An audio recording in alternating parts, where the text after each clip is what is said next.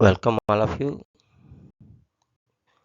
Today our topic is accounting rate of return or average rate of return. Average rate of return calculate చేయడానికి మనం ఉపయోగించే formula average annual profit after tax divided by average investment into 100. ఇక్కడ మనం average annual profit after tax calculate చేయడం కోసం ఒకవేళ ప్రాబ్లంలో cash flows డైరెక్ట్గా ఇచ్చేస్తే దాని ప్రకారం ప్రాబ్లం కంటిన్యూ చేసుకుంటూ వెళ్ళిపోతాం.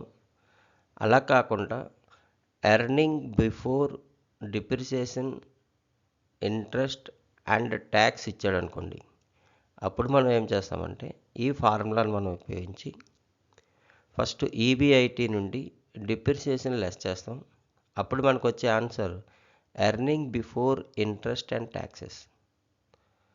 అక్కడ నుండి మన ప్రాబ్లంలో ఏదైనా ఇంట్రెస్ట్ ఇస్తే ఇంట్రెస్ట్ని లెస్ చేస్తాం. అప్పుడు వచ్చేది ఎర్నింగ్ బిఫోర్ ట్యాక్స్. ఇక్కడ మనం ట్యాక్స్ పర్సెంటేజ్ ఇస్తాడు, అక్కడ ట్యాక్స్ని లెస్ చేస్తే మనకు వచ్చేది ఎర్నింగ్ ఆఫ్టర్ ట్యాక్స్. దీన్ని ప్రాఫిట్ ఆఫ్టర్ ట్యాక్స్ అని కూడా అంటారు.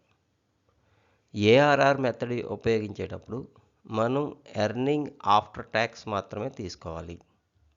అయితే క్యాపిటల్ బడ్జెటింగ్లో ఉన్న రిమైనింగ్ మెథడ్స్ అయిన payback period, NPV, IRR, pi calculate చేసేటప్పుడు మాత్రం సిఎఫ్ఏటీని కన్సిడర్ చేయాలి. సిఎఫ్ఏటీ అనగా క్యాష్ ఫ్లోస్ ఆఫ్టర్ ట్యాక్స్. దీనికోసం మనం ఏం చేస్తామంటే మనకు వచ్చిన ఎర్నింగ్ ఆఫ్టర్ ట్యాక్స్కి డిప్రిసియేషన్ యాడ్ చేసుకుంటాం.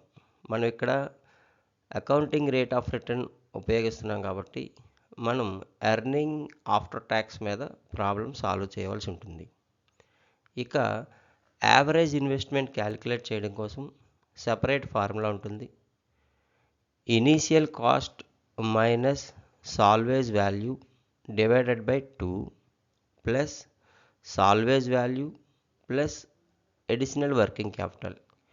ఇన్ కేస్ ప్రాబ్లంలో ఈ salvage value or additional working capital ఇవ్వకపోతే సింపుల్గా formula initial cost divided by 2గా ఉంటుంది. ఇక్కడ సాల్వేజ్ వాల్యూని స్క్రాప్ వాల్యూ అని కూడా అంటారు. Average rate of return calculate చేయడానికి మనం ఉపయోగించే formula average annual profit after tax divided by average investment into 100. ఇక్కడ మనం యావరేజ్ యాన్యువల్ ప్రాఫిట్, ఈ ఎగ్జాంపుల్ మనం చూద్దాం. క్యాలిక్యులేట్ చేయడం కోసం ఒకవేళ ప్రాబ్లంలో క్యాష్ ఫ్లోస్ డైరెక్ట్గా ఇచ్చేస్తే దాని ప్రకారం ప్రాబ్లం కంటిన్యూ చేసుకుంటూ వెళ్ళిపోతాం. అలా కాకుండా earning before depreciation, interest and tax ఇచ్చాడు అనుకోండి, అప్పుడు మనం ఏం చేస్తామంటే ఈ ఫార్ములాను మనం ఉపయోగించి ఫస్ట్ ఈబిఐటి నుండి డిప్రిసియేషన్ లెస్ చేస్తాం. అప్పుడు మనకు వచ్చే answer earning before interest and taxes. అక్కడ నుండి మన ప్రాబ్లంలో ఏదైనా ఇంట్రెస్ట్ ఇస్తే ఇంట్రెస్ట్ని లెస్ చేస్తాం. అప్పుడు వచ్చేది ఎర్నింగ్ బిఫోర్ ట్యాక్స్. ఇక్కడ మనం ట్యాక్స్ పర్సెంటేజ్ ఇస్తాడు, అక్కడ ట్యాక్స్ని లెస్ చేస్తే మనకు వచ్చేది ఎర్నింగ్ ఆఫ్టర్ ట్యాక్స్. దీన్ని ప్రాఫిట్ ఆఫ్టర్ ట్యాక్స్ అని కూడా అంటారు. ఏఆర్ఆర్ మెథడ్ ఉపయోగించేటప్పుడు మనం ఎర్నింగ్ ఆఫ్టర్ ట్యాక్స్ మాత్రమే తీసుకోవాలి.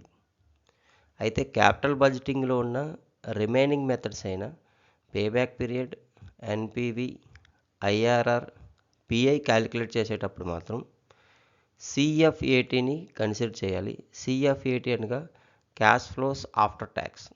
దీనికోసం మనం ఏం చేస్తామంటే మనకు వచ్చిన ఎర్నింగ్ ఆఫ్టర్ ట్యాక్స్కి డిప్రిసియేషన్ యాడ్ చేసుకుంటాం. మనం ఇక్కడ అకౌంటింగ్ రేట్ ఆఫ్ రిటర్న్ ఉపయోగిస్తున్నాం కాబట్టి మనం ఎర్నింగ్ ఆఫ్టర్ ట్యాక్స్ మీద ప్రాబ్లం సాల్వ్ చేయవలసి ఉంటుంది. ఇక యావరేజ్ ఇన్వెస్ట్మెంట్ క్యాలిక్యులేట్ చేయడం కోసం సెపరేట్ ఫార్ములా ఉంటుంది. Initial cost minus salvage value divided by 2 plus salvage value plus additional working capital. In case ప్రాబ్లంలో ఈ salvage value or additional working capital ఇవ్వకపోతే సింపుల్గా formula initial cost divided by 2గా ఉంటుంది. ఇక్కడ సాల్వేజ్ వాల్యూని స్క్రాప్ వాల్యూ అని కూడా అంటారు. Average rate of return calculate చేయడానికి మనం ఉపయోగించే formula average annual profit after tax divided by average investment into 100. ఇక్కడ మనం average annual profit after tax calculate చేయడం కోసం ఒకవేళ ప్రాబ్లంలో క్యాష్ ఫ్లోస్ డైరెక్ట్గా ఇచ్చేస్తే దాని ప్రకారం ప్రాబ్లం కంటిన్యూ చేసుకుంటూ వెళ్ళిపోతాం. అలా కాకుండా earning before depreciation, interest and tax ఇచ్చాడు అనుకోండి, అప్పుడు మనం ఏం చేస్తామంటే ఈ ఫార్ములాను మనం ఉపయోగించి ఫస్ట్ ఈబిఐటి నుండి డిప్రిసియేషన్ లెస్ చేస్తాం. అప్పుడు మనకు వచ్చే answer earning before interest and taxes. అక్కడ నుండి మన ప్రాబ్లంలో ఏదైనా ఇంట్రెస్ట్ ఇస్తే ఇంట్రెస్ట్ని లెస్ చేస్తాం. అప్పుడు వచ్చేది ఎర్నింగ్ బిఫోర్ ట్యాక్స్. ఇక్కడ మనం ట్యాక్స్ పర్సెంటేజ్ ఇస్తాడు, అక్కడ ట్యాక్స్ని లెస్ చేస్తే మనకు వచ్చేది ఎర్నింగ్ ఆఫ్టర్ ట్యాక్స్. దీన్ని ప్రాఫిట్ ఆఫ్టర్ ట్యాక్స్ అని కూడా అంటారు. ఏఆర్ఆర్ మెథడ్ ఉపయోగించేటప్పుడు మనం ఎర్నింగ్ ఆఫ్టర్ ట్యాక్స్ మాత్రమే తీసుకోవాలి. అయితే క్యాపిటల్ బడ్జెటింగ్లో ఉన్న రిమైనింగ్ మెథడ్స్ అయిన payback period, NPV, IRR, pi calculate చేసేటప్పుడు మాత్రం సిఎఫ్ఏటీని కన్సిడర్ చేయాలి. సిఎఫ్ఏటీ అనగా క్యాష్ ఫ్లోస్ ఆఫ్టర్ ట్యాక్స్. దీనికోసం మనం ఏం చేస్తామంటే మనకు వచ్చిన ఎర్నింగ్ ఆఫ్టర్ ట్యాక్స్కి డిప్రిసియేషన్ యాడ్ చేసుకుంటాం. మనం ఇక్కడ అకౌంటింగ్ రేట్ ఆఫ్ రిటర్న్ ఉపయోగిస్తున్నాం కాబట్టి మనం ఎర్నింగ్ ఆఫ్టర్ ట్యాక్స్ మీద ప్రాబ్లం సాల్వ్ చేయవలసి ఉంటుంది. ఇక యావరేజ్ ఇన్వెస్ట్మెంట్ క్యాలిక్యులేట్ చేయడం కోసం సెపరేట్ ఫార్ములా ఉంటుంది. Initial cost minus salvage value divided by 2 plus salvage value plus additional working capital. In case ప్రాబ్లంలో ఈ salvage value or additional working capital ఇవ్వకపోతే సింపుల్గా formula initial cost divided by 2గా ఉంటుంది. ఇక్కడ సాల్వేజ్ వాల్యూని స్క్రాప్ వాల్యూ అని కూడా అంటారు. Average rate of return calculate చేయడానికి మనం ఉపయోగించే ఫార్ములా యావరేజ్